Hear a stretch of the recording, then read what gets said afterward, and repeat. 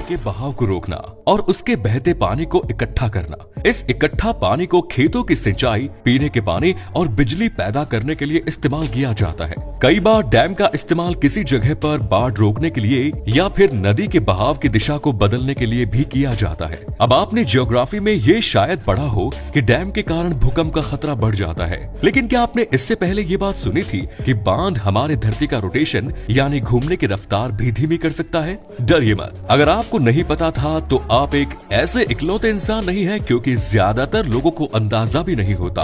पर इस घटना का जीता जागता सबूत हमें कहीं और से नहीं बल्कि अपने ही पड़ोसी देश चाइना में मिलेगा। चीन का थ्री गॉर्जियस डैम, जो कि दुनिया के सबसे विशाल डैम में से एक है। मगर कैसे? आखिर ये बांध, जो कि पृथ्वी की तुलना में काफी छोटा है, उसकी गति धीमी कर रहा है। वजह जानने के लिए बिल्कुल बने रहिए मेरे साथ वीडियो के अंत तक, ताकि आपको भी ये पता चल सके कि एक डैम में कितना दम होता है। चाइना सिर्फ दुनिया की सबसे विशाल आबादी के लिए नहीं, बल्कि दुनिया के सबसे बड़े डैम्स के लिए भी मशहूर है। और इन सब बांधों का बाप है चाइना की यांगजे नदी पर स्थापित किया गया थ्री गॉर्जियस डैम। अगर आपको पता नहीं है तो यांगजे नदी एशिया की सबसे लंबी नदी है और दुनिया की तीसरी सबसे लंबी नदी।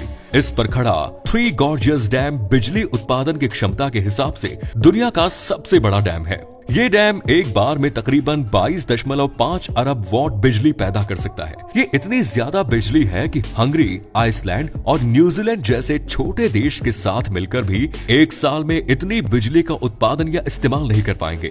थ्री गॉर्जियस डैम के द्वारा पैदा किया गया हाइड्रो इलेक्ट्रिसिटी अकेले ही चाइना की 1.5% ऊर्जा उत्पादन के लिए जिम्मेदार है। इस बांध के बनने के कारण चाइना में फॉसिल फ्यूल और कोयले जैसी एनर्जी सोर्सेज का इस्तेमाल 0.05% तक कम हुआ है। थ्री गॉर्जियस डैम करीब 660 किलोमीटर लंबा और 1.12 किलोमीटर चौड़ा है, जिसका मतलब इस अकेले डैम में हम अगर 6 चंडीगढ़ जैसे शहर भी फिट कर लें तब भी जगह बच जाएगी। ये जानने के बाद शायद आपको आश्चर्य नहीं होगा कि इस डैम को बनाने का खर्चा 30 बिलियन US डॉलर से भी ज्यादा था। यही नहीं, इस बांध के कंस्ट्रक्शन के दौरान कुछ लोगों को बेघर भी होना पड़ा। लेकिन इतना बड़ा बांध आखिर कितना पानी अपने अंदर समा सकता है? एक समुद्र जितना। आंकड़ों के अनुसार ये बांध 39 ट्रिलियन मैट्रिक टन पानी स्टोर कर सकता है, जो कि बुर्ज खलीफा के वजन से 80,000 गुना ज्यादा है। इस डैम के निर्माण में इस्तेमाल हुआ था 4,70,000 टन स्टील और 6.5 करोड़ टन कंक्रीट जितना आप मटेरियल करीब 65 आईफल टावर बनाने के लिए इस्तेमाल किया जा सकता है। लेकिन अब आते हैं पॉइंट पर, इन सब बांधों का धरती के रोटेशन से क्या संबंध है? आप लोगों ने फिजिक्स में इनर्शिया के बारे में तो पढ़ा ही होगा।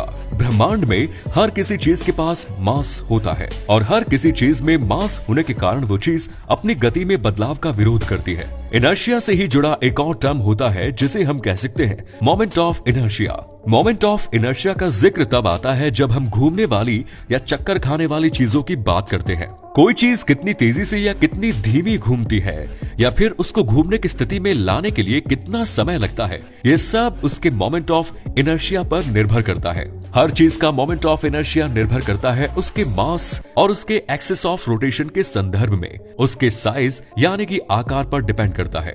मोमेंट ऑफ इनर्शिया को बेहतर समझने के लिए मैं आपको एक उदाहरण देता हूँ। कभी आपने एक बैलरीना को डांस करते हुए देखा है? अगर देखा है तो गौर कीजिए, जब भी वो लट्टू की तरह घूमती है तो वो अपने हाथ अंदर की तरफ लेती है।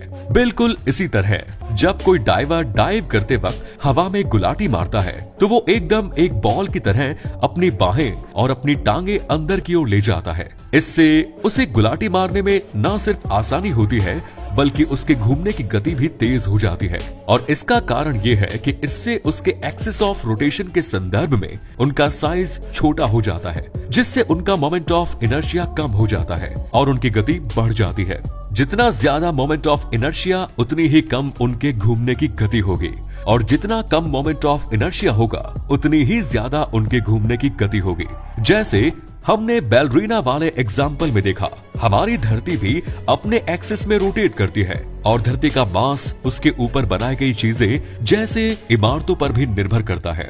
जितनी बड़ी वो इमारत होगी उतना ही हमारी धरती का साइज भी बढ़ेगा। बिल्कुल जैसे बैलरीना के हाथ बाहर की तरफ निकले हो, लेकिन शायद धरती के वास्तविक साइज के मुकाबले उसका साइज ज्यादा ना बढ़े, लेकिन थोड़ा तो जरूर बढ़ेगा। अब अगर हम थ्री गॉर्जियस जैसा एक डैम खड़ा करें जो कि न सिर्फ वजन में ही भारी भरकम हो बल्कि विशाल भी हो, तो क्या धरती के मोमेंट ऑफ एनर्जी पर भी असर पड़ेगा? आप बिल्कुल सही दिशा में सोच रहे हैं। इसी बड़ी इमारत के कारण धरती का मोमेंट ऑफ इनर्शिया बढ़ेगा, जिससे उसके घूमने की गति धीमी हो जाएगी। लेकिन अब सवाल आता है कि कितनी धीमी? धरती के रोटेशन के कारण हमारा हर दिन 24 घंटे का होता है, 86,400 सेकंड। लेकिन अगर हम थ्री गॉर्जियस डैम के होने वाले प्रभाव की बात करें तो कैलकुलेशन के हिसाब से हमारा हर दिन करीब 60 नैनो सेकंड के करीब बढ़ जाता है। यानी कि आज से कुछ 500 मिलियन साल बाद ये समय जुड़ते जुड़ते 4 घंटों में तब्दील हो जाएगा और 3 बिलियन साल बाद एक एक्स्ट्रा दिन में। और तब तक हमारी धरती जिंदा रहे और उस पर इंसान जिंदा रहे और उन्हें इस डैम के बारे में जानकारी हुई तो शायद एक्स्ट्रा दिन को द थ्री गॉर्जियस डे के नाम से भी मनाया जाएगा। धरती की गति में इस बांध के कारण सिर्फ हमारा दिन ही लंबा नहीं होता बल्कि हमारे पृथ्वी का एक्सिस भी शिफ्ट होते रहता है। इस शिफ्ट के कारण हमारे नॉर्थ पोल और साउथ पोल रोज 2 सेंटीमीटर शिफ्ट हो रहे हैं। और अब थ्री गॉर्जियस डैम के कारण हुए परिवर्तन छोटे जरूर हैं, लेकिन दुनिया में ये अकेला ही एक ऐसा डैम नहीं है। अकेले चाइना में ही करीब 87,000 डैम्स हैं। तो सोचिए पूरी दुनिया में कितने डैम होंगे। यही नहीं, डैम के अलावा भी हमारी धरती में कई विशाल इमारतें हैं जिनके कारण हमारी धरती की प्राकृतिक प्रक्रिया में परिवर्तन आ रहे हैं। हर इमारत का योगदान छोटा है, लेकिन बूंद बूंद से ही तो सागर बनता है। तो पता नहीं भविष्य में ऊंची ऊंची इमारतें जो आने वाली है उनके चलते कहीं कहीं ये बूंद बाल्टियों में ना तब्दील हो जाए। इन ऊंची इमारतों से सिर्फ हमारे दिन लंबे, जमीन शिफ्ट यही नहीं होंगे। डैम्स के कारण पानी के लेवल बढ़ने से बाढ़, लैंडस्लाइडिंग, भूकंप और सुनामी जैसे जोखिम कई गुना बढ़ जाते हैं। बड़ी बड़ी इमारतों की जड़ ही धरती के अंदर इतने गहरे डाले जाते हैं जिससे उस पूरे क्षेत्र के एनवायरनमेंट में ही भारी परिवर्तन आ जाता है। ग्लोबल वार्मिंग, भूकंप, सुनामी और लैंडस्लाइडिंग और अन्य नेचुरल प्रॉब्लम्स हम इंसानों की ही करने का फल है। हम ऊंची इमारतें खड़ी तो कर देते हैं, लेकिन हम शायद ये भूल जाते हैं कि हर चीज के 2 पहलू होते हैं। अगर किसी चीज के फायदे होते हैं तो उसके कई सारे नुकसान भी होते हैं।